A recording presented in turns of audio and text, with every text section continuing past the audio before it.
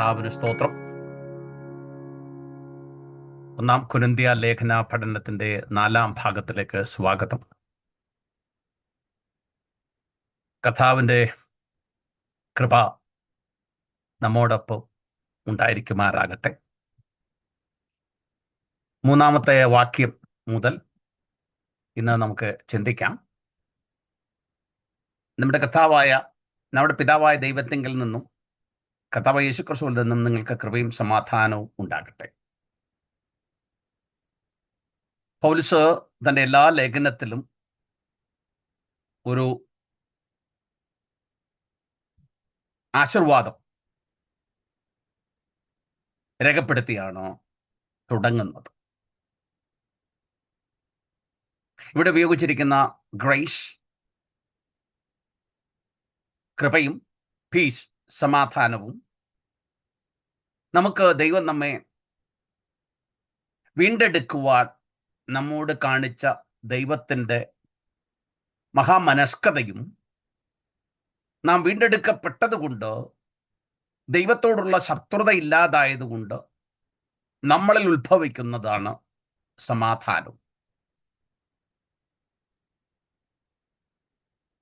വിശ്വാസത്താൽ നീതീകരിക്കപ്പെട്ടിട്ട് നമ്മുടെ കർത്താവായ യേശുക്രിസ്തു പോലെ നമുക്ക് ദൈവത്തോട് സമാധാനം ഉണ്ട്. പൗലോസ് റോമാലേഖനം 5-ാം അധ്യായത്തിൽ 1-ാം വാക്യത്തിൽ രേഖപ്പെടുത്തിയിരിക്കുകയാണ്. സെമൈറ്റിക് പീപ്പിൾ, മധ്യപൂർവ്വ ഏഷ്യയിലെ യഹൂദന്മാർ ഉൾപ്പെടുന്ന സെമൈറ്റിക് വർഗം, അവിടെ ആശീർവാദം ഒരു മനുഷ്യനെ വന്ദനം ചെയ്യുന്നതിന്, ഒരു മനുഷ്യന് പിരിഞ്ഞു പോകുമ്പോൾ അവന് ഷാലോം എന്ന സമാധാനം ആശംസിച്ച് പറഞ്ഞുവിടാറ്. വന്ദനം ചെയ്യുമ്പോഴും സമാധാനം പറയാറ്. ഈ 2 വാക്കുകൾ പൗലോസ് ഉപയോഗിക്കുമ്പോൾ ഇവിടെ സുവിശേഷത്തിൻ്റെ ഒരു സമ്മറി നമുക്ക് ലഭിക്കുകയാണ്.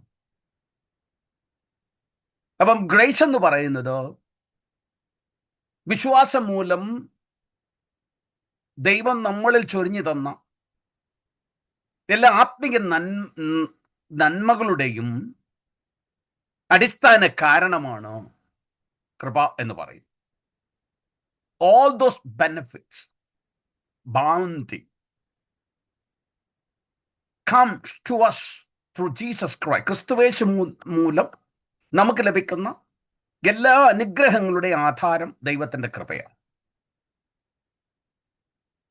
ആ ദൈവത്തിൻ്റെ കൃപയാണ് ക്രിസ്തുവിൽ നമ്മുടെ ആത്മിക വെൽബീയിങ്ങും ആത്മിക അഭിവൃദ്ധിയും ആത്മിക നിലനിൽപ്പുമൊക്കെ സാധ്യമാക്കുന്നത്. ഈ കൃപ മൂലമാണ് ദൈവമക്കൾ, those who are well-being and the welfare of all those people who are saved. കൃപ മൂലമാണ് നമ്മൾ എന്ത് ചെയ്യുന്നത്? ഇതൊക്കെ അനുഭവിച്ചുകൊണ്ട് ദൈവമക്കളായി തുടരുന്നത്. അപ്പോൾ നാം വീണ്ടും ജനിച്ചവരും നീതീകരിക്കപ്പെട്ടവരുമാകൊണ്ട് നമുക്ക് സമാധാനമുണ്ട്. അപ്പം ദൈവമായ പിതാവായ ദൈവവും കർത്താവ് യേശുക്രിസ്തുവും നമ്മുടെ രക്ഷയിൽ, നമ്മുടെ ആത്മിക വെൽബീയിങ്ങിൽ പങ്കാളികളായി നമ്മളിൽ പ്രവർത്തിക്കും. ദൈവത്തിൻ്റെ പരിശുദ്ധാത്മാവ് ഉൾപ്പെടെ പ്രിയേക ദൈവമാണ് രക്ഷയുടെ കാരണവും രക്ഷയുടെ നിലനിൽപ്പിൻ്റെ ആധാരവും ഭാവിയുടെ അനുഭവങ്ങളും എല്ലാം നമുക്ക് നൽകുന്നത്. God the Father and Jesus Christ and the Holy Spirit secure our salvation and making it effective in our life. നമ്മുടെ ജീവിതത്തിൽ അത് പ്രായോഗികതയിൽ എത്തിക്കുന്നതും ദൈവമായ കർത്താവ്. അങ്ങനെ 3-ാമത്തെ വാക്യം അവിടെ അവസാനിക്കും. 4-ാം വാക്യം മുതൽ 9-ാം വാക്യം വരെ പൗലോസ് താങ്ക്സ് ഗിവിംഗ് ആണ്, സ്തോത്രം പറയുക. കൊരിന്ത്യരോടുള്ള ബന്ധത്തിൽ ദൈവത്തിന് സ്തോത്രം പറയുക. നിങ്ങൾക്ക് ക്രിസ്തുവേശു നൽകപ്പെട്ട ദൈവകൃപ നിമിത്തം ഞാൻ എൻ്റെ ദൈവത്തിന് നിങ്ങളെക്കുറിച്ച് എപ്പോഴും സ്തോത്രം ചെയ്യും. Paul thanked God for the people of Corinth. കൊരിന്ത്യയിൽ രക്ഷിക്കപ്പെട്ട വിശ്വാസികൾക്ക് വേണ്ടി ദൈവത്തിന് സ്തോത്രം ചെയ്യും. We learn few things from this passage. 3 മുതൽ 4 മുതൽ 9 വരെയുള്ള വാക്യത്തിൽ നിന്ന് അതിൻ്റെ സംക്ഷിപ്ത രൂപം നാം എടുക്കുമ്പോൾ we should learn certain things. ഒന്ന്, ക്രിസ്ത്യ ജീവിതത്തിൻ്റെ ഒരു ദിനചര്യയായിരിക്കണം ദൈവത്തിന് നന്ദി കരയേറ്റുന്നത്. You should develop a character that give thanks to God on our daily life. ദൈനംദിന ജീവിതത്തിൽ ദൈവത്തിന് സ്തോത്രം പറയുന്നവരായിരിക്കും. നമുക്ക് ലഭിക്കുന്ന കൃപ യേശുക്രിസ്തു മൂലം ലഭിക്കുന്നതാണെന്ന് മനസ്സിലാക്കിയിരിക്കണം. Grace of God we received is through Jesus Christ. ക്രിസ്തുയേശു മൂലമാണ് ദൈവകൃപ നമുക്ക് ലഭിക്കപ്പെട്ടത്. അപ്പോൾ all those spiritual gifts, ദൈവത്തിൻ്റെ പരിശുദ്ധാത്മാവിൻ്റെ തുടർപ്രവർത്തിയുടെ തെളിവാണ് നമ്മളിലുള്ള ആത്മാവിൻ്റെ വരങ്ങളും. ആ വരങ്ങൾ ശുശ്രൂഷിച്ചുകൊണ്ട് കർത്താവിൻ്റെ പ്രത്യക്ഷതയ്ക്കായി കാത്തിരിക്കുന്നത്. Two things. While we minister with all those spiritual gifts, we wait for the return of the Lord. അത് കർത്താവ് യേശുക്രിസ്തുവിന്റെ പ്രത്യക്ഷതയ്ക്കായി കാത്തിരിക്കുന്ന വിശ്വാസികൾ ലോക സംഭവങ്ങളും പീഡകളും ഉപദ്രവങ്ങളും നിമിത്തം ക്ഷീണിച്ചു പോകാൻ പാടില്ല. They should not grow weary while they wait for the return of the Lord. അത് നമ്മുടെ ജീവിതത്തിൽ ചിലപ്പോൾ സംഭവിക്കാറുണ്ട്. ക്ഷീണിച്ചു പോകാറുണ്ട്, മടുത്തു പോകാറുണ്ട്. അത് സംഭവിക്കരുത്. പൗലോസ് അപ്പോസ്തലൻ തന്റെ ലേഖനത്തിൽ എല്ലാം ഒരു പാറ്റേൺ, താങ്ക്സ് ഗിവിംഗ്, സ്തോത്രം പറയേണ്ടതിനൊരു പാറ്റേൺ ഒരുക്കിയിട്ടുണ്ട്. ചിലതിൽ അല്പമായ വ്യത്യാസമുള്ള പാറ്റേൺ ഉണ്ട് എന്നേ ഉള്ളൂ. തെസ്സലോനിക്ക ലേഖനം, ഫിലിപ്പി ലേഖനം, റോമാ ലേഖനം, ഫിലമോന്റെ ലേഖനം, 2 കൊരിന്ത്യർക്കെഴുതിയ ലേഖനത്തിലൊക്കെ നാം നോക്കുമ്പോൾ സമാനമായ ഒരു മാതൃകയാണ് പിൻപറ്റുന്നത്. എന്നാൽ ഇവിടെ കൊരിന്ത്യ ലേഖനം 1-ാം ലേഖനത്തിൽ പൗലോസ് സബ്സ്റ്റിറ്റ്യൂട്ട് ബ്ലസ്സിംഗ്, ഒരു അനുഗ്രഹ പ്രാർത്ഥന, പ്രയർ ഓഫ് പെറ്റീഷൻ ഒഴിവാക്കുന്നുണ്ട്. പണ്ഡിതന്മാർ പറയുന്നത് ഈ ലെറ്റർ റെക്കൺസിലിയേഷൻ ആകുകൊണ്ട് അതവിടെ ഒഴിവാക്കുന്നു എന്ന്. കാരണം നമുക്കറിയില്ല. ഗലാത്യ ലേഖനത്തിലേക്ക് വരുമ്പോൾ താങ്ക്സ് ഗിവിംഗ് ഇല്ല. അവിടെ പൗലോസ് താൻ അനോയിഡാണ്. അവരോട് എന്താ പറയുന്നത്, അവൻ്റെ ഹൃദയത്തിൽ വളരെ വേദനയോടാണ് ഗലാത്യ ലേഖനം എഴുതുന്നത്. അവർ മറ്റൊരു സുവിശേഷത്തിലേക്ക് ചുവടുവെച്ചതുപോലെയുള്ള ഒരു അനുഭവമായിരുന്നു. Is annoyed. അതുകൊണ്ട് അവിടെ എന്തില്ല, ഈ താങ്ക്സ് ഗിവിംഗ് നമുക്ക് ദർശിപ്പാൻ കഴിയില്ല. കർത്താവ് യേശുക്രിസ്തുവിന്, പിതാവായ ദൈവത്തിന്, പൗലോസ് അപ്പോസ്തലൻ സ്തോത്രം ചെയ്യുക. കൊരിന്ത്യയിലെ വിശ്വാസികൾക്ക് ദൈവം ധാരാളമായി കാണിച്ച ദൈവകൃപ നിമിത്തം ദൈവത്തിന് സ്തോത്രം ചെയ്യുന്നു. നമ്മൾക്ക് ദൈവത്തിന് സ്തോത്രം ചെയ്യാൻ കഴിയുന്നവരായി, നമുക്ക് നൽകപ്പെട്ട ദൈവകൃപ നിമിത്തവും നമ്മുടെ സഹചാരികൾക്ക് നൽകപ്പെട്ട ദൈവകൃപ നിമിത്തവും നാം ദൈവത്തിന് സ്തോത്രം ചെയ്യുന്നവരാണ്.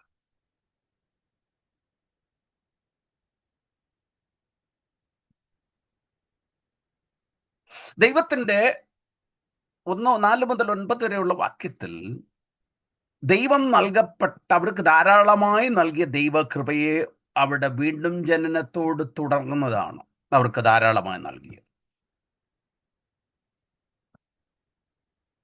ആ ദൈവകൃപ നിമിത്തം ഇപ്പോൾ അവർക്ക് എന്തുണ്ട്? ആത്മീയമായ വരങ്ങളുമുണ്ട്. God grant them spiritual gifts. ആത്മീയ വരങ്ങൾ അവർക്ക് നൽകും. അവർക്ക് ഒരു ഭാവി പ്രത്യാശയും നൽകും. They have a future hope. എന്താണ് ഈ പാസേജ് നാം പരിശോധിക്കുമ്പോൾ ഒരു ക്രിസ്ത്യ വിശ്വാസിയെ നിർവചിക്കുന്നുണ്ട്. ആരാണ് ലോകത്തിൽ പാർക്കുന്ന ഒരു ക്രിസ്ത്യ വിശ്വാസി? What it means to be a Christian? ഒന്ന് പറയുന്നത്, ക്രിസ്ത്യാനി എന്ന് പറയുന്ന ഒരുവന് ദൈവം കൃപ ലഭിച്ചവനാണ്. 4-ാമത്തെ വാക്യം, who receive grace of God. ദൈവത്തിന്റെ കൃപ ലഭിച്ചവനാണ്. എല്ലാ ക്രിസ്ത്യ വിശ്വാസികളും ദൈവത്തിന്റെ കൃപ ലഭിച്ചവരാണ്.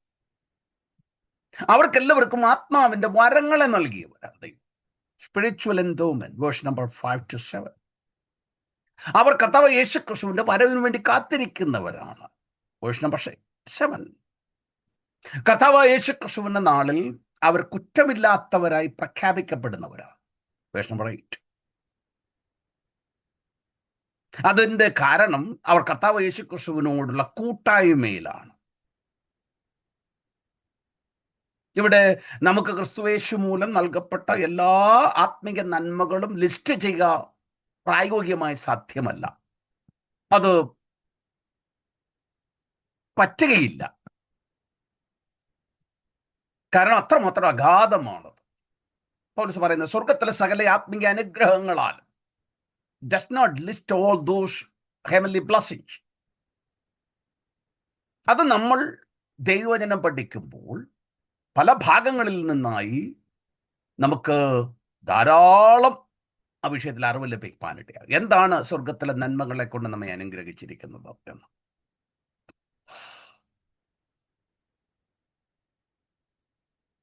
അപ്പൊ നമുക്ക് ദൈവം നമ്മെ വീണ്ടെടുത്തുവെന്നും ദൈവം നമുക്ക് കൃപാവരം തന്നുവെന്നും നമ്മെ ക്രിസ്തുയേശുവിൽ കുറ്റമില്ലാത്തവരായി അവൻ നിർത്തുമെന്നും ഉള്ളത് കൊണ്ട് ദൈവത്തോട് നമുക്ക് നന്ദിയുള്ളവരായിരിക്കണം. We should have gratitude to our God.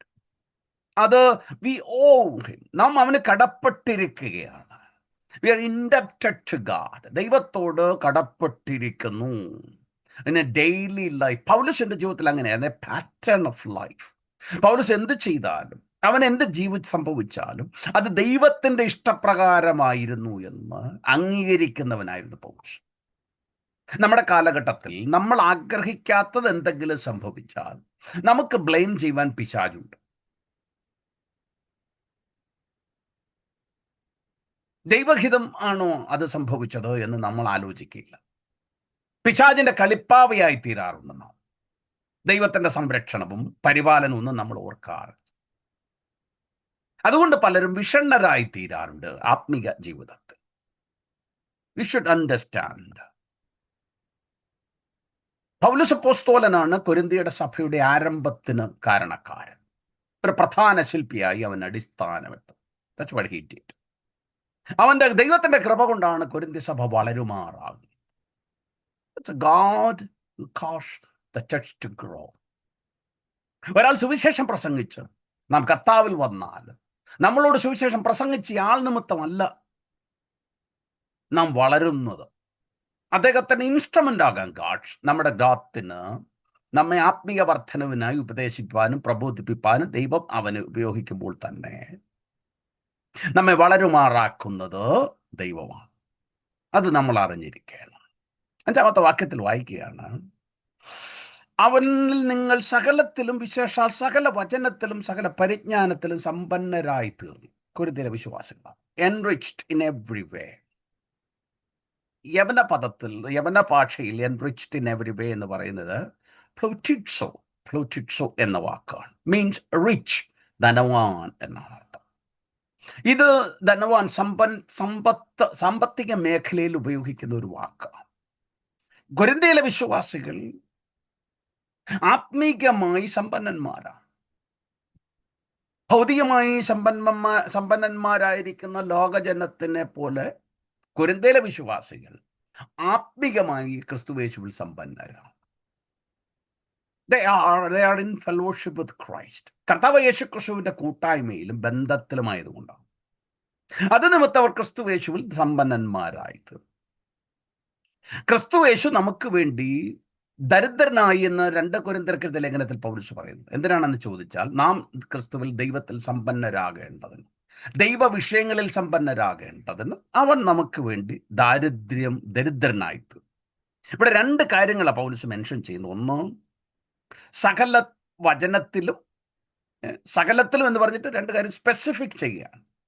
സകലം എന്ന് പറയുന്ന മുൻപോട്ടുള്ള പഠനങ്ങളിൽ നമുക്ക് മനസ്സിലാക്കാൻ കഴിയും അവർക്ക് ലഭിച്ചിരിക്കുന്ന കൃപാവരങ്ങൾ എന്തൊക്കെയാണ് എന്ന്. മുൻപോട്ട് നാം യാത്ര ചെയ്യുമ്പോൾ ലേഖനത്തിൽ പരാമർശിച്ചിട്ടുണ്ട് വസ്തുതകൾ. ഇവിടെ 2 കാര്യങ്ങൾ വസ്തുത പറയുന്നുണ്ട്. സകല വചനത്തിലും സകല പരിജ്ഞാനത്തിലും. In utterances and knowledge. Utterance എന്ന് പറയുന്നത്, ചിലർ പറയുന്നത് ability to speak for God. ദൈവത്തിന് വേണ്ടി പ്രസംഗിക്കുവാനുള്ള, സംസാരിപ്പാനുള്ള പ്രാപ്തി, കഴിവ് അവർക്ക് നൽകിയിട്ടുണ്ടോ എന്ന്. റോമാസഭയെക്കുറിച്ച് നമ്മുടെ വിശ്വാസം സകല ലോകത്തിലും പ്രസിദ്ധമായിരിക്കുകയാണ്. How that? എങ്ങനെയാണ് സംഭവിക്കുന്നത്? Through the proclamation of the gospel. വിശ്വാസത്തിൻ്റെ പ്രഖ്യാപനത്തിലൂടെ, അനൗൺസ്മെന്റിലൂടെയാണ് ലോകത്തിലേക്ക് സുവിശേഷം വ്യാപിക്കുന്നത്. അത് റോമയിലെ വിശ്വാസികൾ ശ്രേഷ്ഠന്മാരായിരുന്നതായിട്ട് നമുക്ക് മനസ്സിലാക്കാൻ കഴിയും. അപ്പോൾ ഇവർക്ക് രണ്ട് പരിജ്ഞാനവും വചനവും നൽകിയിട്ടുണ്ട്, എബിലിറ്റീസ്. നോളജ്, പണ്ഡിതന്മാർ പറയുന്നത്, is the ability to know the truth.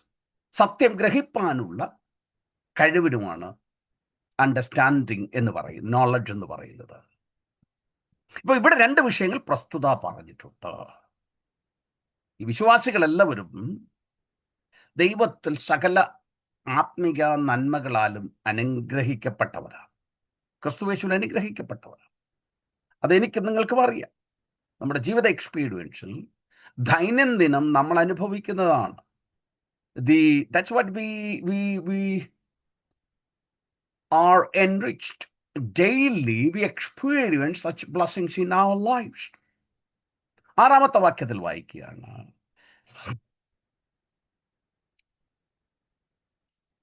അഞ്ചാം വാക്യത്തിൽ, ക്രിസ്തുവിന്റെ സാക്ഷ്യം നിങ്ങളിൽ ഉറപ്പായിരിക്കുന്നത് പോലെ നിങ്ങൾ സകലത്തിലും, വിശേഷ സകല വചനത്തിലും പരിജ്ഞാനത്തിൽ, ഇംഗ്ലീഷാണ് ഞാൻ ഫോളോ ചെയ്യുന്നത്, അതുകൊണ്ട് ആറാമത്തെ വാക്യം, confirming A testimony of Christ among U.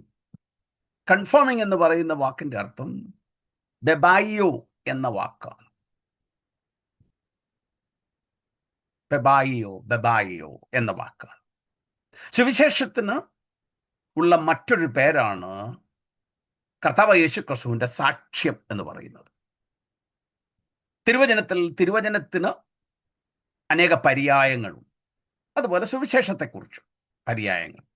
അതൊന്നാണ് കർത്താവിന്റെ സാക്ഷ്യം, കൃപയുടെ സുവിശേഷം, രാജ്യത്തിന്റെ സുവിശേഷം. അങ്ങനെ സുവിശേഷത്തിന് നൽകപ്പെട്ട ഒരു പേരാണ്. ടെസ്റ്റിമണി എന്ന് പറയുന്നത് തിരുവചനത്തിന് ആധാരമാണ്, തിരുവചനത്തിന്റെ മറ്റൊരു പേരാണ്. ഈ കൊരിന്ത്യയിലെ വിശ്വാസികൾ ധനവാന്മാരാകുവാനുള്ള കാരണം, സുവിശേഷം പ്രസംഗിച്ചപ്പോൾ അതിൽ അവർ വിശ്വാസത്തോടെ പ്രതികരിച്ചു. അവർ ആ സുവിശേഷം സ്വീകരിച്ചു. When Paul came to proclaim the gospel, they responded to gospel positively in their faith. അവർ സുവിശേഷം സ്വീകരിച്ചപ്പോൾ അവർ വീണ്ടും ജനിച്ചു. ഹോളി സ്പിരിറ്റ് അവരെ എന്ത് ചെയ്തു? വീണ്ടും ജനിപ്പിച്ചു. Therefore, ആത്മീക വരങ്ങൾക്ക് അവകാശികളായിട്ട്, because they are born again, now they are blessed to be the recipient of God's spiritual gifts. ദൈവത്തിന്റെ ആത്മാവിന്റെ വരങ്ങൾ ലഭിപ്പാൻ വീണ്ടും ജനനം മൂലം ഒരു അവകാശികളാണ്. വീണ്ടും ജനിക്കുന്നവരെ ദൈവം സഭയോട് ചേർക്കും. Daily they will be added to the church. സഭയോട് ചേർക്കും. ആ സഭയോട് ചേർക്കുമ്പോൾ കൊരിന്ത്യ ലേഖനത്തിൽ കൃപാവരങ്ങളെ കുറിച്ച് പറയുമ്പോൾ ശരീരത്തിലെ ഒരു അവയവം എന്ന കണക്കിലാണ് കൃപാവരത്തെ രേഖപ്പെടുത്തിയിരിക്കുന്നത്. ക്രിസ്തുവാണ് തല, ആ ശരീരത്തിലെ ഒരു അവയവമാണെന്ന്. അപ്പോൾ ആ ഒരു വ്യക്തിയെ സഭയോട് ചേർക്കും എന്ന് പറഞ്ഞാൽ അവിടെ വെച്ച് തന്നെ അവൻ എന്ത് ചെയ്യുന്ന ഒരു ഫംഗ്ഷൻ ഉണ്ട്, ഒരു കൃപാവരം ലഭിക്കും. ഒരു ശരീരത്തിലെ ഒരു അവയവത്തിന്റെ പ്രവൃത്തി പോലെയാണ് സഭയിലെ വിശ്വാസികൾക്ക് ലഭിക്കുന്ന ഒരു ശുശ്രൂഷ. ആ ശുശ്രൂഷ ഏകോപിച്ചു പോകണമെങ്കിൽ, ശരീരം ഏകോപിച്ച് മുൻപോട്ട് പോകണമെങ്കിൽ എല്ലാ ശുശ്രൂഷകളും, എല്ലാ അവയവങ്ങളും തലയ്ക്കനുസരിച്ച് സഞ്ചരിച്ചെങ്കിലേ മതിയാകും. അപ്പോഴാണ് ആ ശരീരം തല നിയന്ത്രിക്കുന്ന പോലെ പോകാൻ കഴിയും. ഇവിടെ അതാണ് പറയുന്നത്. പൗലോസിന്റെ സുവിശേഷ പ്രസംഗം അവർ സ്വീകരിച്ചതുകൊണ്ട് അവരെ രക്ഷിച്ച് അവർക്ക് കൃപാവരങ്ങൾ ദൈവം കൊടുത്തു. അപ്പോൾ പൗലോസിന്റെ സുവിശേഷം ദൈവികമാണെന്നും പൗലോസ് ദൈവത്തിന്റെ സുവിശേഷകന, ദൈവത്തിന്റെ സ്ഥാനാധിപതിയാണെന്നും അതിനാൽ സ്ഥാപിക്കപ്പെടുന്നു. When they received, God regenerated. അവരെ വീണ്ടും ജനിപ്പിച്ചു. നാം പ്രസംഗിക്കുമ്പോൾ ഒരാളെ ദൈവം വീണ്ടും ജനിപ്പിക്കുന്നു. വീണ്ടും ജനിച്ചവർക്ക് ദൈവം കൃപാവരങ്ങൾ നൽകുന്നു. അത് പ്രസംഗകനെയും തന്റെ സന്ദേശത്തെയും കൂടെ സാധൂതീകരിക്കുന്നുണ്ട്.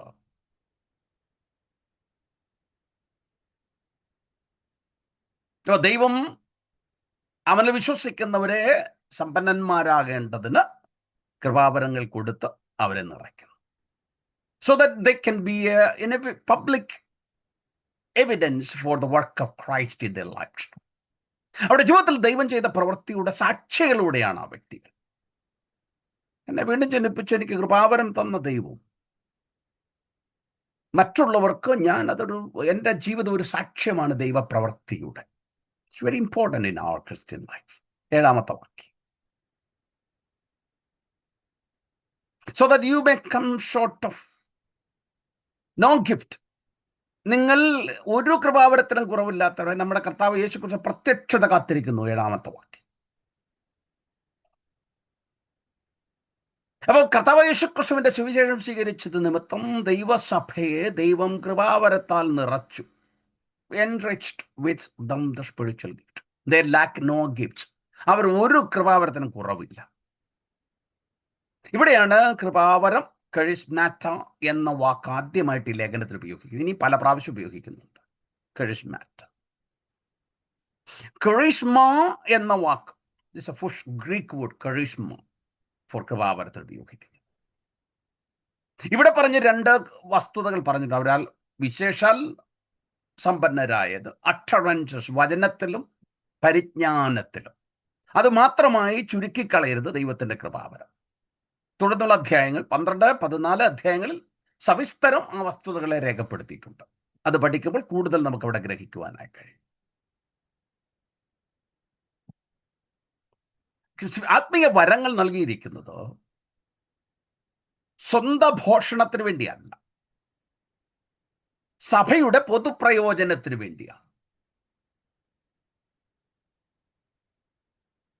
ഇന്നത്തെ കാലഘട്ടത്തിൽ കൃപാപര ശുശ്രൂഷകന്മാർ എന്ന് പറയുന്നവരുണ്ട്. ചിലപ്പോൾ പറയാം കൃപാപര ശുശ്രൂഷക്കാർ. ഏത് മനുഷ്യനാണ് ദൈവദാസനാണ് കൃപാവരമില്ലാത്ത? അവൻ ഉപദേശിയായാലും അപ്പോസ്തോലനായാലും പ്രവാചകനായാലും ഒരു വിശ്വാസിയായാലും കർത്താവിന്റെ ശരീരത്തിലെ അംഗമായ എല്ലാവർക്കും ഒരു കൃപാവരമെങ്കിലും കാണും. പലരും തിരിച്ചറിയാത്തത് കൊണ്ട് അവർക്ക് കൃപാവരം ഉണ്ടെന്ന് അവർ ധരിക്കുന്നില്ല. സഭകൾ അവരെ ആ രീതിയിൽ വേർതിരിക്കാത്തത് കൊണ്ടും അല്ലെങ്കിൽ അംഗീകരിക്കാത്തത് കൊണ്ടും ഓരോ മനുഷ്യരുടെ കൃപാവരങ്ങൾ മറ്റുള്ളവർ അറിയുന്നില്ല. നമ്മുടെ ഇടയിൽ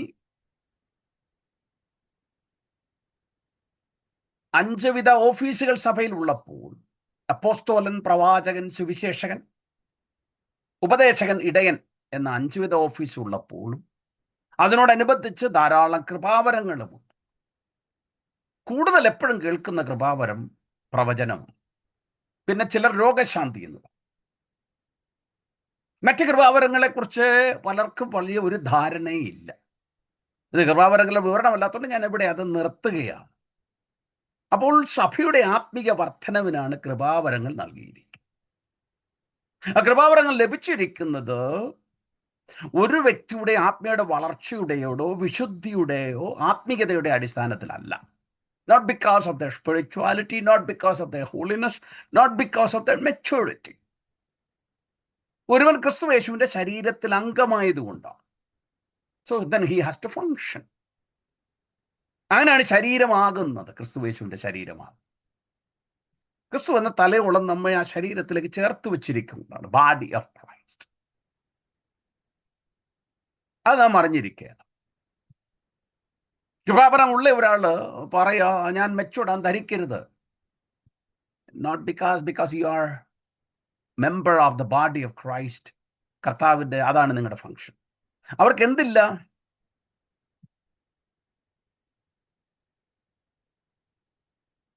ഒരു കുറവുമില്ല. കം ഷോട്ട് എന്ന ഗ്രീക്കിൽ ഉപയോഗിച്ചിരിക്കുന്നത് ഹൂസ്റ്ററയോ എന്ന വാക്കാണ്. ഹൂസ്റ്ററയോ എന്ന് പറഞ്ഞ പ്രൈമറി കൺവേ. അതിന്റെ അർത്ഥം ഇതാണ്: ലാക്ക്, എന്തിൻ്റെങ്കിലും അഭാവമുള്ളവർ. Deficit of something. അത് നമ്മുടെ ഭക്ഷണമാകാം, വസ്ത്രമാകാം, നമുക്കുള്ള മറ്റു വസ്തുക്കളാകാം, അതുപോലെ തന്നെ ധാർമ്മികമാകാം, ആത്മീയമാകാം. ഈ കുറവുകളാണ് ഈ വാക്കുകൊണ്ട് ഉദ്ദേശിക്കുന്നത്. ഇത് കുറവ്, ലാക്ക്. ഇവിടെ ആത്മീയമായ ഒരു കുറവില്ലാത്തവരാണ്. അവർക്ക് ആത്മീയ വരങ്ങളിൽ ഒരു കുറവുമില്ലാത്തവരാണ്. മോറലി ആ ചർച്ചിൽ പല ഇഷ്യൂസ് ഉണ്ട് എന്ന് നമുക്ക് മനസ്സിലാക്കുവാനായി കഴിയുകയും ചെയ്യാം.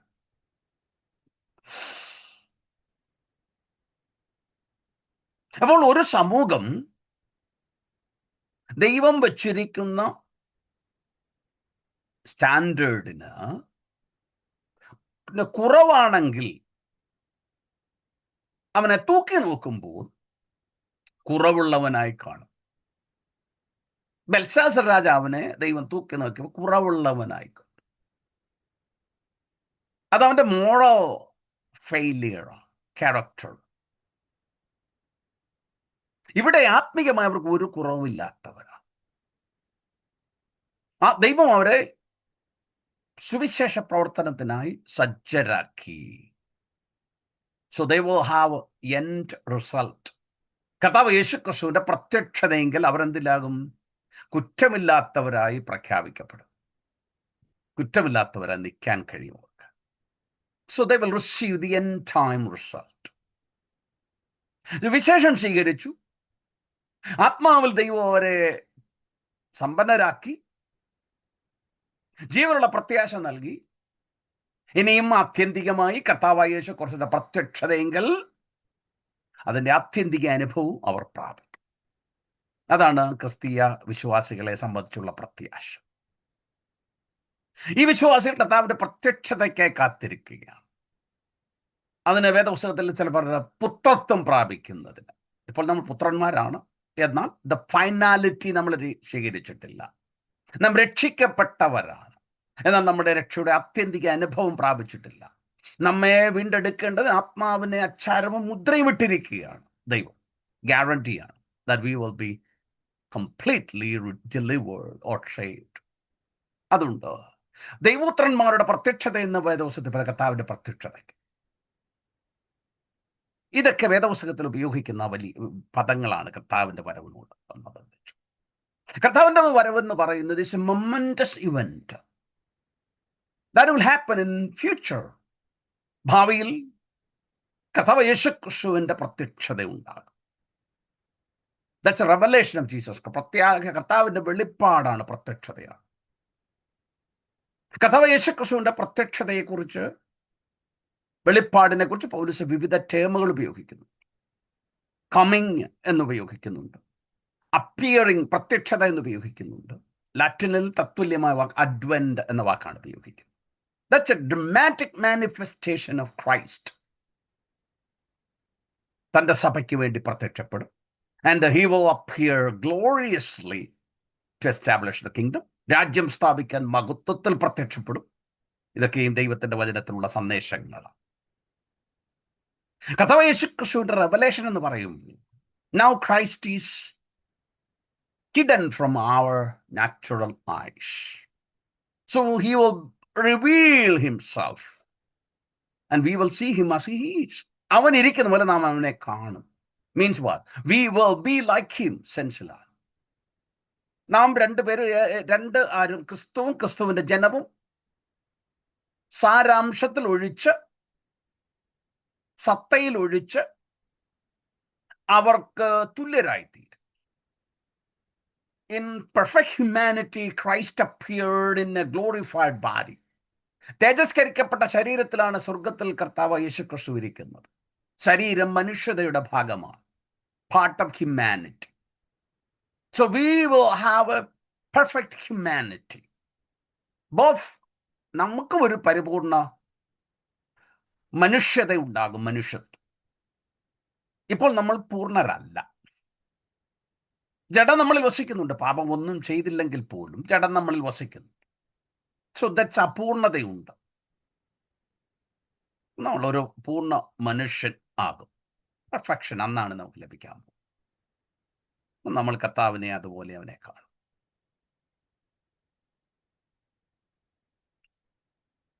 കർത്താവിന്റെ ശിഷ്യന്മാർക്ക് മറുരൂപമലയിൽ വച്ച് ദർശനത്തിൽ അത് ദർശിപ്പാനുള്ള ഭാഗ്യമുണ്ടായി. യോഹന്നാൻ അപ്പോസ്തലനും തൻ്റെ പത്മസിലുള്ള ദർശനത്തിൽ ക്രിസ്തുവിനെ കാണുവാനിടയായി. അപ്പോൾ നമ്മളെ സംബന്ധിച്ചിടത്തോളം ഭാവിയിൽ unless she reveal now to manifest, പൗലോസിന് വെളിപ്പെട്ടു എന്ന് പറയുന്നു.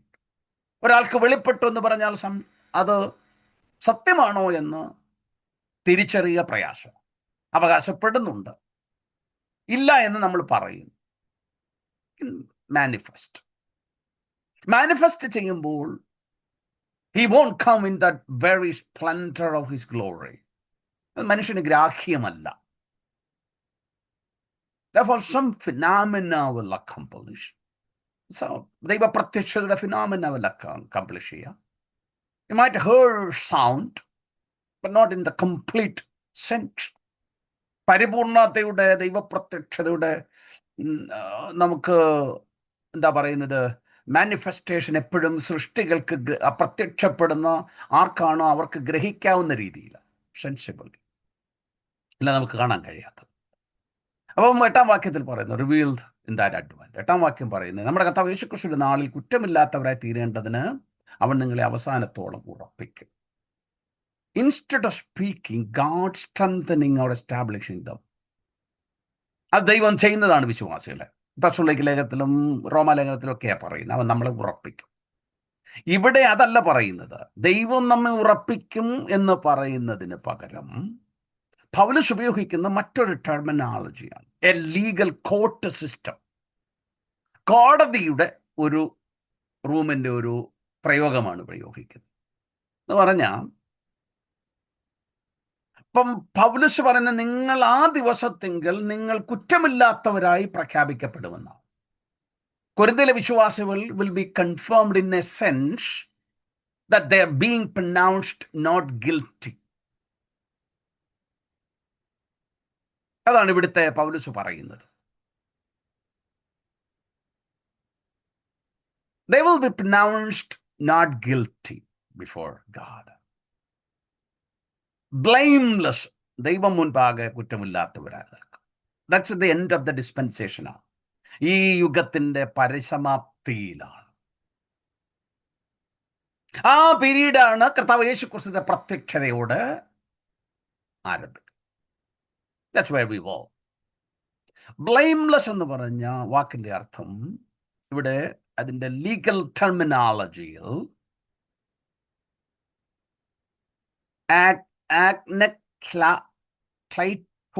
ആഗ്നക്ലൈറ്റോസ് എന്ന വാക്കാണ്. ആഗ്നക്ലൈറ്റോസ് ഫ്രീ ഫ്രം എനി ആക്യൂസേഷൻ എന്നാണ് അതിന്റെ real literal meaning. Legal charges of all kind may bound in Corinth. കൊരിന്ത്യ സഭയിൽ ഇപ്പോൾ എന്തുണ്ട്? പല കേസുകൾ നടക്കുന്ന കോടതിയുടെ മുൻപാണ്. But those who live in God's eschatological community are protected. കർത്താവ് യേശുക്രിസ്തുവിന്റെ സഭ ഇന്ന് കൊരിന്ത്യയിൽ നടക്കുന്ന ക്രയവിക്രയ കോടതി വ്യവഹാരങ്ങളെ പോലെ അവിടെ ഭാവിയിൽ ഒരു ക്രയവിക്രയ കോടതി വ്യവഹാരങ്ങളിൽ അവർ ഏർപ്പെടേണ്ടി വരില്ല. അവർ കുറ്റമില്ലാത്തവരായ ദൈവം മുൻപാകെ ആയിരിക്കും എന്ന്. See, that's a picture Paul brings into. കൊരിന്ത്യയിൽ ഇപ്പൊ കോടതികളുണ്ട്, നമ്മുടെ രാജ്യത്തൊക്കെ ഉണ്ട്, ഒത്തിരി കേസുകൾ നടക്കുന്നുണ്ട്. അപ്പൊ കുറെ കേസ് കുറെ കുറ്റക്കാരെന്ന് വിധിക്കും ജഡ്ജിമാർ. അപ്പൊ ക്രിസ്തുവേശുവിൽ ഈ വിശ്വാസികൾ ഉള്ളതുകൊണ്ട് അവർ ക്രിസ്തുവേശുവിലായിരിക്കുന്ന നിമിത്തം കർത്താവായ യേശുക്രിസ്തുവിന്റെ നാളിൽ അവർ ദൈവം മുൻപാകെ നിൽക്കേണ്ടി വരുമ്പോൾ അവർ കുറ്റക്കാരല്ല എന്ന് പ്രൊനൗൺസ് ചെയ്യും. കാരണം ക്രിസ്തുവേശു അവരുടെ പാപങ്ങളെ ചുമന്നതുകൊണ്ട്, അവർ ക്രിസ്തുവേശുവിൽ വിശ്വസിച്ചതുകൊണ്ട്. That's all. ഇതാണ് അവിടെ പൗലോസ് പറയുന്നത്. കുറ്റമില്ലാത്തവരെ നിർത്തും, ഇപ്പോൾ നിർത്തുന്ന അവസ്ഥയല്ല പറയും. In the eschatological view.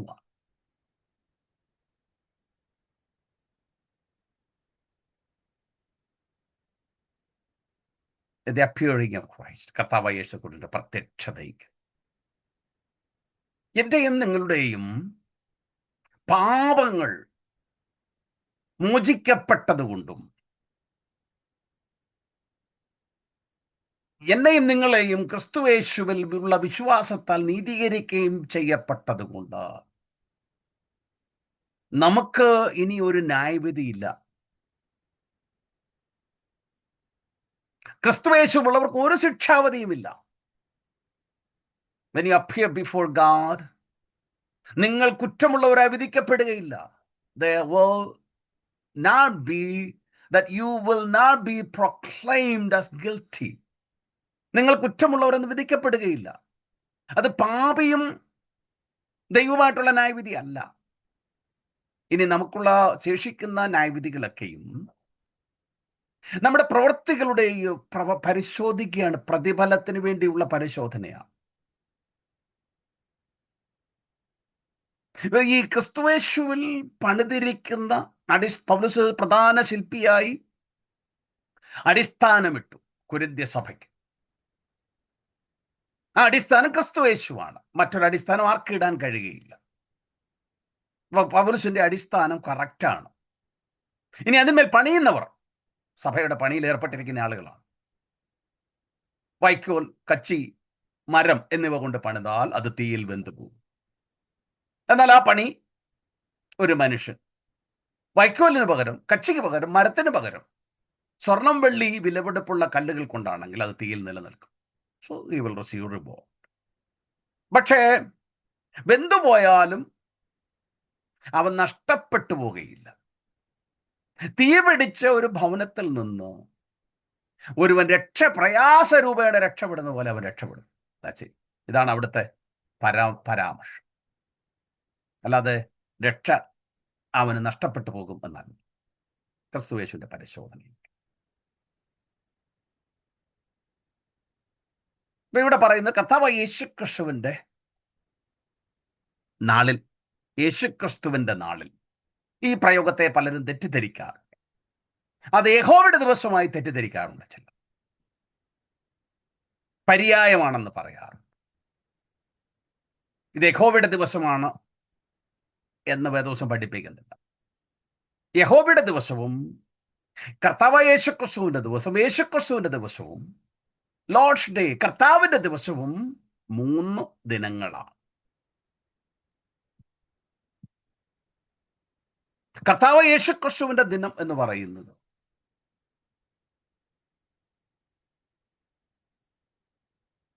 കർത്താവിന്റെ പ്രത്യക്ഷതയുടെ നാളാണ്.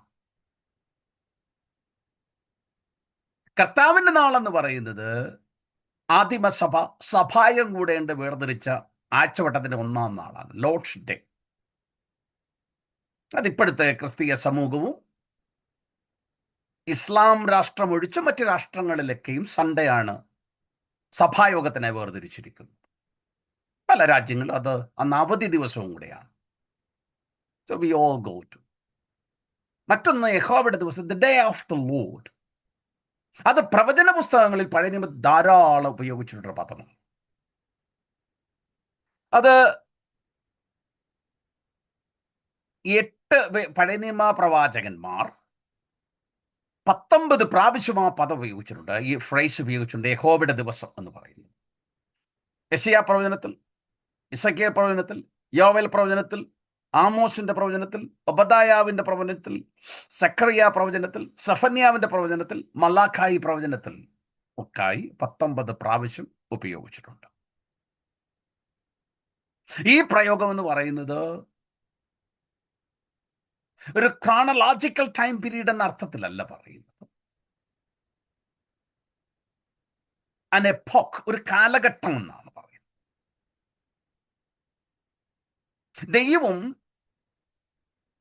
ദൈവത്തെ നിഷേധിക്കുന്ന, അത് ഇസ്രായേൽ ഉൾപ്പെടെ, അവരുടെ മേൽ ദൈവിക ന്യായവിധി അയക്കുന്നതും ന്യായവിധിയുടെ അനന്തരഫലമായി അവരിൽ വരുന്ന മാനസാന്തരം ഉൾപ്പെടുന്ന അനുഗ്രഹവും കൂടെ ചേർന്നാണ് യഹോവയുടെ ദിവസം എന്ന് പറയുന്നത്. Judgment will be poured out. Uniquely, the justice of God against sin will be revealed. അപ്പോൾ ആളുകൾ എന്ത് ചെയ്യും? There will be people, they will be penitent. മാനസാന്തരപ്പെട്ട ദൈവത്തിലേക്ക് തിരിയും. അവർക്ക് അനുഗ്രഹവും ഉണ്ടാകും.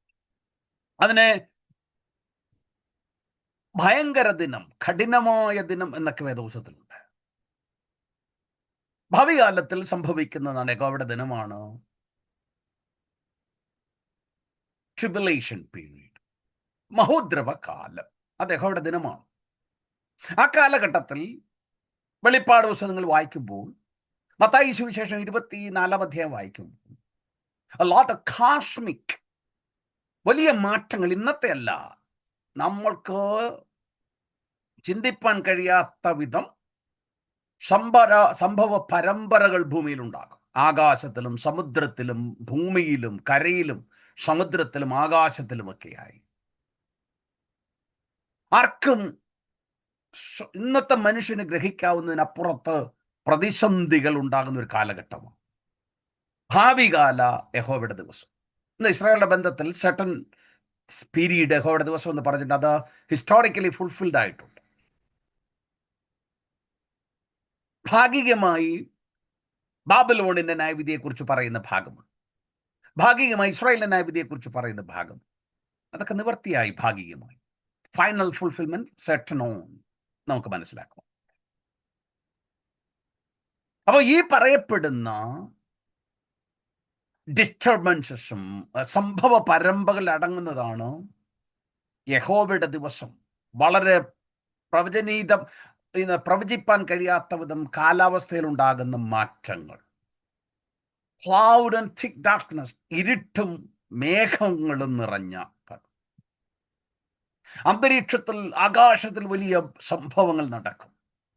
The day of the destruction of the Jehovah എന്നാണ് സഫന്യാവിന്റെ പുസ്തകത്തിൽ പറയുന്നത്. യോവൽ പ്രവചനത്തിന്റെ ഭാഗത്തിൽ 2 അധ്യായം 18 മുതൽ 3-21 വരെ പറയുമ്പോൾ, ഡേ ഓഫ് ദ ലോർഡിന് ശേഷം, subsequent the day of the Lord, യഹോവയുടെ ദിവസത്തിന് ശേഷം അനുഗ്രഹമുള്ളതായി പറയുന്നുണ്ട്. അവിടെ പറയുന്നത് അവർക്ക് എന്നിട്ട് promise of hope, outpouring of the spirit upon people, prophecy, utterance ഒക്കെ ആ സമയത്ത് ഉണ്ടാകുന്നതായിട്ട് പറഞ്ഞിട്ടുണ്ട്. ഭാഗികമായ നിവർത്തി പെന്തക്കോസ്ത് ദിനത്തിൽ നടന്നുവെങ്കിലും അതിന്റെ പരിപൂർണ നിവർത്തി വരുവാനുള്ള ലോകത്തിലാണ് സംഭവിക്കുവാൻ പോകും. അപ്പം ഡേ ഓഫ് ദ ലോർഡ് എന്ന് പറയുന്നത് ദൈവിക ന്യായവിധിയും അതിനോടനുബന്ധിച്ചുള്ള റെസ്പോണ്ട് ചെയ്യുന്ന ആളുകൾക്ക് അനുഗ്രഹങ്ങളും ഉണ്ടാകും. Physical blessings, fruitfulness, prosperity on earth എന്ന് നമുക്ക് വായിപ്പാനായി കഴിയും. അപ്പം പാപികളുടെ മേൽ ദൈവകോപം ചൊരിയുമ്പോൾ ദൈവം അവർക്ക് മാനസാന്തരപ്പെടുവാനുള്ള അവസരവും കൊടുക്കും. If they receive the gospel, അവർ അനുഗ്രഹത്തിലെ പാത്രീഭൂതരാകുവാനിടയായി. അപ്പോൾ അവരോട് ദൈവം ഉടമ്പടി ഉറപ്പിച്ച് ഉടമ്പടിയുടെ അനുഗ്രഹങ്ങൾക്ക് അവർ ഗുണഭോക്താക്കളാകുവാനിടയായി. പൗലോസ് ഈ ലേഖനം അവസാനിപ്പിക്കുമ്പോൾ 16-22 വാക്യത്തിൽ ഇങ്ങനെ പറയുന്നത്, മാരനാഥ. ഇറ്റ്സ് എ ആരാമൈക് വേർഡ്, അരാമ്യ ഭാഷയിലുള്ള ഒരു പദമാണ്. അതിൻ്റെ അർത്ഥം അവർ ലോർഡ് കം, ഞങ്ങളുടെ കർത്താവ് വരും. അത് പറഞ്ഞ് അവസാനിപ്പിക്കുക. പൗലോസിന് പ്രത്യാശവും ഓരോ വിശ്വാസികൾക്ക് കർത്താവിൻ്റെ വരവിന് പ്രത്യക്ഷതയുടെ ഓർമ്മയുണ്ടായിരിക്കും. അതിനുവേണ്ടി ഒരുക്കി കാത്തിരിക്കുക. ഭൗതികമായി എന്തൊക്കെ നമുക്കുണ്ടായാലും അതൊന്നും ശാശ്വതമല്ല എന്നുള്ള ബോധം എപ്പോഴും നമ്മളെ ഭരിക്കേണ്ടത്. ചില സ്ഥലങ്ങളിലൊക്കെ പ്രവാചകന്മാർ വന്നിട്ട് അടുത്ത 80 വർഷത്തേക്ക് ഉള്ള ദൈവിക പദ്ധതി അവരെ അറിയിക്കുന്നതൊക്കെ കേൾക്കാൻ പറ്റും. ഇടയ്ക്ക് ഒരു സഭയിൽ ഒരു കുട്ടി 8 വയസ്സ് കാണും. അവൾ ഈ ലോകത്തിൽ ഉന്നതയാകും എന്ന് രേഖപ്പെടുത്തി പറഞ്ഞു. 3-ാം ക്ലാസ്സിൽ പഠിക്കുന്നതേ ഉള്ളൂ ആ കുട്ടി. 15 വർഷത്തെ വിദ്യാഭ്യാസം, കോളേജും യൂണിവേഴ്സിറ്റി ഒക്കെ കഴിഞ്ഞാണ് ഇവിടെ ജോലികൾക്ക് അർഹതയുണ്ടാകും, മാന്യമായ. അപ്പോൾ അത് കഴിഞ്ഞിട്ട് ആ സ്ഥാനത്ത് കുറെ നാൾ സേവനം ചെയ്യുമ്പോഴാണ് പ്രൊമോഷൻസ് ഒക്കെ ഉണ്ടാകുക. അതല്ലാതിരിക്കണമെന്നുണ്ടെങ്കിൽ അത്രമാത്രം എക്സെപ്ഷണൽ ആയിരിക്കുകയും വിദ്യാഭ്യാസം ചെയ്യുന്ന കാലഘട്ടത്തിൽ അതിൻ്റെ ശ്രേഷ്ഠമായ ഒരു അനുഭവത്തിൽ എത്തപ്പെടുകയും ചെയ്യുക. അങ്ങനെയാണെങ്കിൽ കുറച്ച് കാലഘട്ടത്തെ ഒഴിവാക്കാം. എങ്കിലും ഒരു 30 വർഷം 25 വർഷമൊക്കെയാണ് പറയുന്നത്. അപ്പോൾ 25 വർഷം കർത്താവ് വരില്ല എന്നൊരു ധാരണയുണ്ട്. എവിടെ നിന്നാണ് എന്ന് എനിക്ക് അറിയില്ല ഇവർക്ക് കിട്ടുന്ന ആലോചന. അപ്പോൾ നമ്മെ സംബന്ധിച്ചിടത്തോളം പലരും പറയുന്നത് കേട്ടോ, കർത്താവ് ഞങ്ങളോട് പറഞ്ഞിട്ടുണ്ട് ഇന്ന ഇന്ന കാര്യങ്ങൾ ചെയ്യുന്നത്. അപ്പം കർത്താവ് എന്തായാലും വരത്തില്ല, അവരോട് പറഞ്ഞിട്ടുള്ള കാര്യം നിവർത്തിക്കണമല്ലോ. അല്ല, കർത്താവ് വ്യാജനാകുമല്ലോ, അപ്പൊ വിശ്വസ്തനാകയില്ല. That's A conflict. അത് ഞാനിവിടെ വിവരിക്കുന്നില്ല. പ്രവചനത്തെക്കുറിച്ച് പഠിക്കുമ്പോൾ നമുക്ക് മുൻപോട്ട് പോകുമ്പോൾ മനസ്സിലാക്കുവാനായി കഴിയും. 9-ാം വാക്യം, നമ്മുടെ കർത്താവ് തൻ്റെ പുത്രനും നമ്മുടെ കർത്താവുമായ യേശുക്രിസ്തുവിൻ്റെ കൂട്ടായ്മയിലേക്ക് നിങ്ങളെ വിളിച്ചിരിക്കുന്ന ദൈവം വിശ്വസ്തൻ. ദൈവത്തിൻ്റെ പുത്രനാണ് ക്രിസ്തു യേശു. ചിലർ ദൈവത്തിൻ്റെ യേശുക്രിസ്തു ദൈവത്തിൻ്റെ പുത്രനാകൊണ്ട് പിതാവിൽ നിന്ന് ജനിച്ചവനാണ് എന്നൊരു ധാരണ പലർക്കുമുണ്ട്. പിതാവിൽ നിന്ന് ജനിച്ചവൻ, പിതാവ് ജനിപ്പിച്ചവൻ എന്ന അർത്ഥത്തിലല്ല, നോട്ട് ജനേഷൻ. മനുഷ്യ പരിപാടിയിൽ ഒരു പിതാവ്, ഒരു മനുഷ്യൻ അവനൊരു പുത്രനെ ജനിപ്പിക്കുന്ന പോലെ ജനന പ്രക്രിയയിലൂടെ ഒരു ഉളവായി വന്നവനല്ല ക്രിസ്തുവേശു.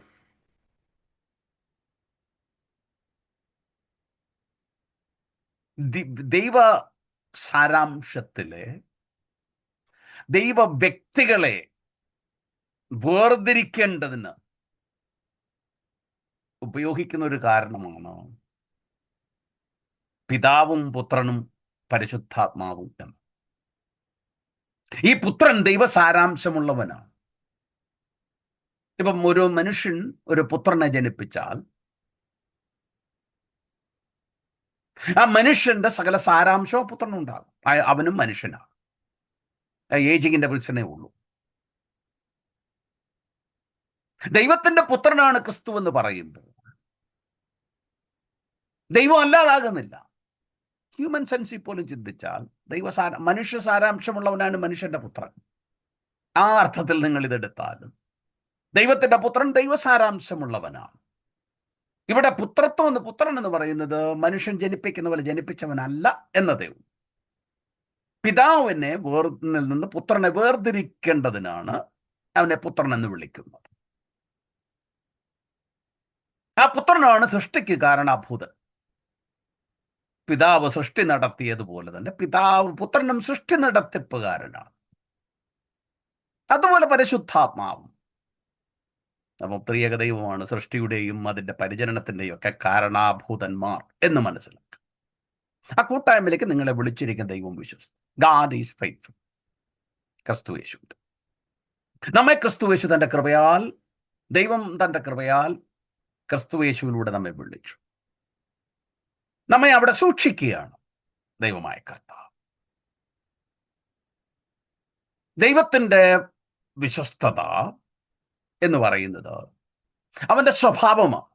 അവൻ അവിശ്വസ്തനാകാൻ കഴിയുകയില്ല. ദൈവത്തിന് കള്ളം പറയാൻ കഴിയാത്തതുപോലെ, നുണ പറയാൻ കഴിയാത്തതുപോലെ, വ്യാജം പറയാൻ കഴിയാത്തതുപോലെ, അനീതി ചെയ്യാൻ കഴിയാത്തതുപോലെ ദൈവത്തിന് അവിശ്വസ്തനായിരിക്കാൻ കഴിയുകയില്ല. അവിശ്വസ്തത ഈവിളാണ്. അവനിൽ യാതൊരു ഈവിൾ ട്രൈറ്റ്സും ഇല്ലാത്തതുകൊണ്ട് അവൻ വിശ്വസ്തനാണ്. വിശ്വസ്തത എന്ന് പറഞ്ഞാൽ ട്രസ്റ്റ്വർത്തിനെസ് ആണ്. അവനിൽ നമുക്ക് വിശ്വസിക്കാം. അപ്പൊ നമ്മളോടുള്ള ബന്ധത്തിൽ ദൈവത്തിന്റെ വിശ്വസ്തത എന്ന് പറയുന്നത് അവൻ നമുക്ക് നമ്മോടുള്ള ഉടമ്പടിയുടെ ഭാഗമായി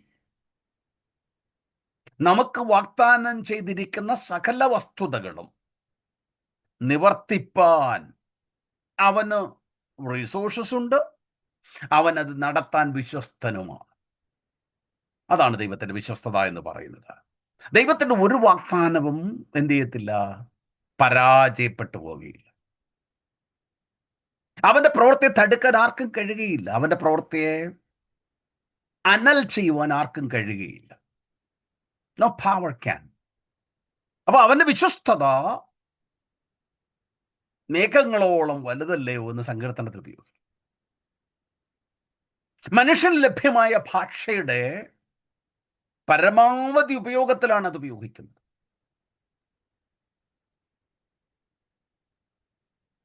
നമ്മയെ മനസ്സിലാക്കി തരേണ്ടത് ഗാഡ് നമുക്ക് വിശ്വസിക്കാൻ കഴിയുന്നവനാണ്. റിലയബിൾ. അവൻ നമുക്ക് വാഗ്ദാനം ചെയ്ത എല്ലാ വാഗ്ദാനങ്ങളും അവൻ നിവർത്തിക്കും. യെശയ്യാപ്രവചനം, സങ്കീർത്തനങ്ങൾ, ആവർത്തന പുസ്തകം, ഇവിടെയൊക്കെ നാം വായിക്കുമ്പോൾ നമുക്ക് മനസ്സിലാക്കുവാനായി കഴിയും. ദൈവം ഉവ്വ് എന്ന് പറഞ്ഞ ഉവ്വ് എന്നും, ഇല്ല എന്ന് പറഞ്ഞ ഇല്ല എന്നും.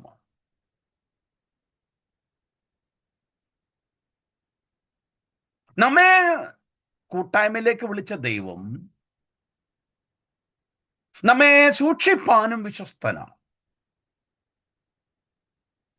നമ്മെ ശക്തീകരിക്കുന്നവനുമാണ്.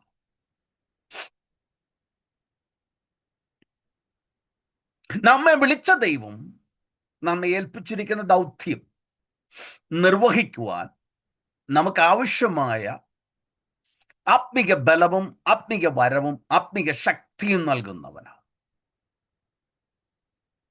നമ്മെ അവിടെ സൂക്ഷിക്കേണ്ടതിന് ആവശ്യമായ ശിക്ഷണവും ശാസനയും നമുക്ക് തന്ന് മുൻപോട്ട് നയിക്കുന്നവനാണ്.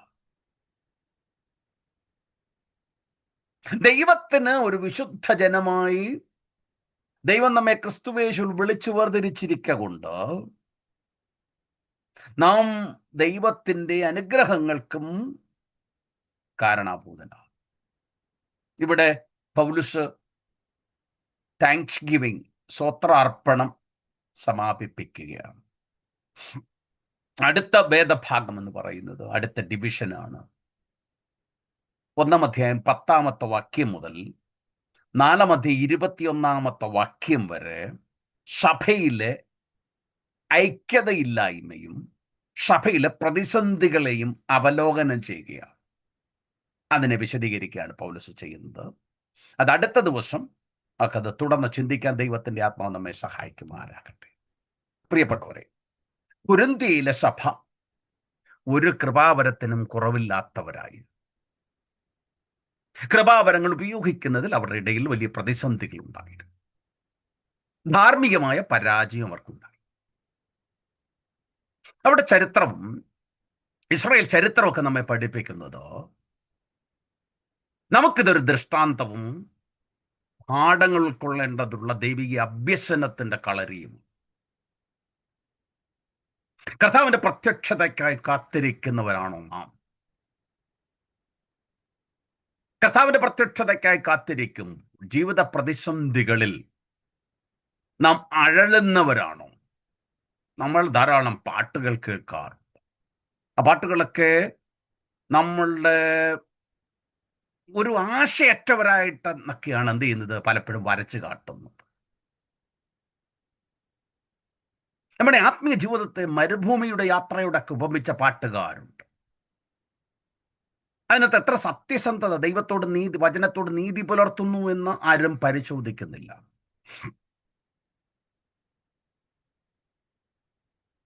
എതിരികൾ നമുക്ക് വളരെ ഉണ്ടെങ്കിലും സഖികളേക്കാൾ കൂടുതൽ പരിഭ്രമിക്കേണ്ട കർത്താവ് നമ്മുടെ കൂടെയുണ്ട്. അതാണ് ദൈവത്തിൻ്റെ സാന്നിധ്യം നമുക്ക് നൽകുന്ന ധൈര്യം. നമ്മുടെ ആത്മീയ ജീവിതത്തിൽ ജീവനും ഭക്തിക്കും വേണ്ടതും സ്വർഗത്തിലെ സകല ആത്മീയ അനുഗ്രഹങ്ങളാലും ക്രിസ്തുവേശുവിൽ അനുഗ്രഹിച്ചിരിക്കുന്ന ദൈവം അത് 50 വർഷം നടന്ന് ആത്മീയനായതിനു ശേഷം അല്ലെങ്കിൽ മെച്യൂർ ആയതിനു ശേഷം ലഭിക്കുന്ന അല്ല.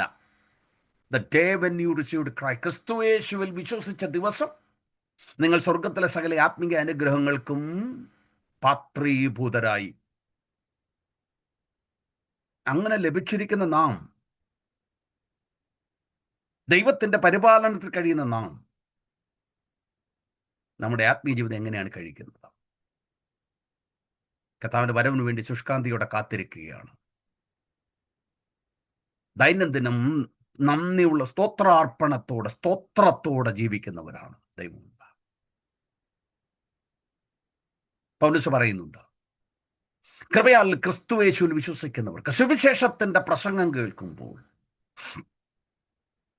നിന്റെ മനസ്സിനെ കലക്കി അതിന് വിരുദ്ധമായി ചിന്തിപ്പാൻ പിശാച് പരിശ്രമിക്കുമ്പോൾ, ലോക തത്വചിന്തകളും പ്രമാണങ്ങളും നിന്നെ പഠിപ്പിച്ച് ക്രിസ്തുയേശുവിന്റെ സുവിശേഷത്തിൽ വിശ്വസിക്കാതിരിക്കാൻ നിന്നെ പ്രാപ്തനാക്കി നിന്റെ മനസ്സിനെ ഇരുട്ടാക്കുന്നതിനെ കൊണ്ടിരിക്കുന്ന ഈ ലോകത്തിന്റെ പ്രഭുവിൻ്റെ തന്ത്രത്തിൽ നിന്ന് ജയിക്കണമെങ്കിൽ സുവിശേഷത്തിന്റെ ശബ്ദം കേൾക്കുമ്പോൾ അതിനോട് വിശ്വാസത്തോടെ പ്രതികരിച്ച് വീണ്ടും ജനിക്കുന്നുവെങ്കിൽ പൗലോസ് പറയും, ഇതാകുന്നു സുപ്രസാദ കാലം, ഇന്നാകുന്നു രക്ഷാ ദിവസം. നിന്നെ സുവിശേഷ കേൾവി എന്ന് പറയുന്നത് ദൈവം നിനക്ക് തന്നിരിക്കുന്നു അനുഗ്രഹിക്കപ്പെട്ട അവസരമാണ്. യേശുക്രിസ്തുവിലൂടെ പാപമോചനമുണ്ട്, വീണ്ടും ജനനമുണ്ട്, നീതീകരണമുണ്ട് എന്നുള്ള സത്യമായ സന്ദേശം കേൾക്കുമ്പോൾ ക്രിസ്തുവിൽ വിശ്വസിക്കാൻ കഴിയുന്നുവെങ്കിൽ നിങ്ങൾ ധന്യരായി. അവർക്ക് ആത്മിക വരങ്ങളെ നൽകും, അവരെ സൂക്ഷിക്കും, കുറ്റമില്ലാത്തവരായി അവൻ്റെ മുൻപാകെ നിർത്തും. ആ പ്രത്യാശയോടെ ജീവിപ്പാൻ ദൈവാത്മാവ് നമ്മെ സഹായിക്കട്ടെ. അടുത്ത ആഴ്ച വീണ്ടും നമുക്ക് കാണാം.